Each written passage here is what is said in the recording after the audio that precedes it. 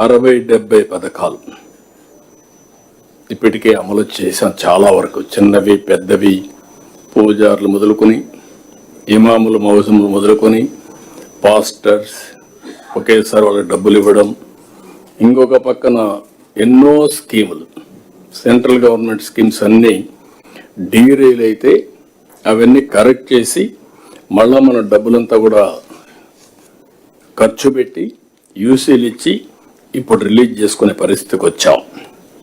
ఇలాంటివి wonderful experience ఇస్తాం. 25లో మనకు వచ్చాయి. దీనికి మనస్ఫూర్తిగా అందరికీ అభినందనలు.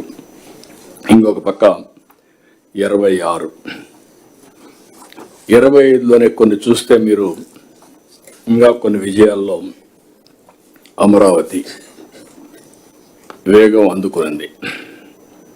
ఇది ఒకప్పుడు ఎడారి శ్మశానం, ఇది ఏమీ కాదు అని మొత్తం 3 రాజధానులు ఎన్ని విధాల ఒక స్ఫూర్తికే విఘాతం కలిగించాలని ప్రయత్నం చేశారు. మీరు అందరూ గుర్తుపెట్టుకోవాల్సిన అవసరం ఉంది. ప్రపంచంలోనే ఒక స్ఫూర్తిదాయకమైన ప్రాజెక్ట్ అమరావతి.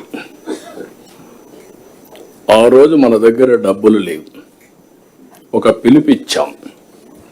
ఆ పిలుపు ఏంటంటే రైతుల ముందుకు రమ్మని ఒక ఆలోచన వస్తే ల్యాండ్ పూలింగ్లో ముందుకు రండి, మీకు నష్టం జరగదు, దీనివల్ల విన్ విన్ సిచ్యువేషన్ వస్తుంది, రాజధానికి మీరు ల్యాండ్ ఇచ్చినట్టు అవుతుంది, రాజధాని ఇక్కడ నిర్మాణం చేస్తాం, అదే సమయంలో ల్యాండ్ మానిటైజేషన్తో మీకు ఇన్ఫ్రాస్ట్రక్చర్ క్రియేట్ చేయడమే కాకుండా రాజధాని నిర్మాణం చేస్తామని మనం హామీ ఇచ్చాం. దీనివల్ల వాల్యుయేషన్ పెరుగుతుందని చెప్పాం. ఆ ఒక్క మాట వాళ్ళు అర్థం చేసుకోగలిగారు. ఎక్కడా జరగలేదు ఇంతవరకు, గుర్తుపెట్టుకోవాలి మీరు.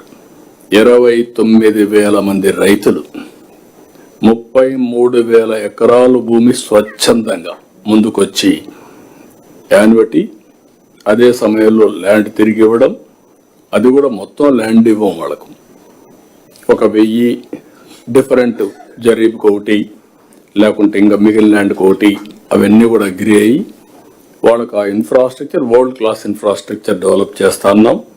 ముందుకు వచ్చారు. ఈరోజు దేశమంతా కూడా ఈ మోడల్ ఆలోచిస్తున్నారు కానీ ఇంకా ఆచరించలేకపోతున్నారు. That is the best model. అభివృద్ధిలో రైతుల్ని పార్ట్నర్స్గా చేర్చడం, ఇది మనం అందరం గుర్తుపెట్టుకోవాల్సిన అవసరం. That is the concept, one of the best concept. ఈరోజు డబ్బులు మనకు కావాలంటే మొబిలైజ్ చేసుకుంటున్నాం. గవర్నమెంట్ ఆఫ్ ఇండియా కూడా టైమ్లీ మనకు హెల్ప్ చేశారు, ఆక్సిజన్ ఇచ్చారు, దానివల్ల కొంత స్పీడప్ చేశాం. ఇప్పుడు మొత్తం ఇంకొక పక్కన మీరు చూసేది పూర్తయి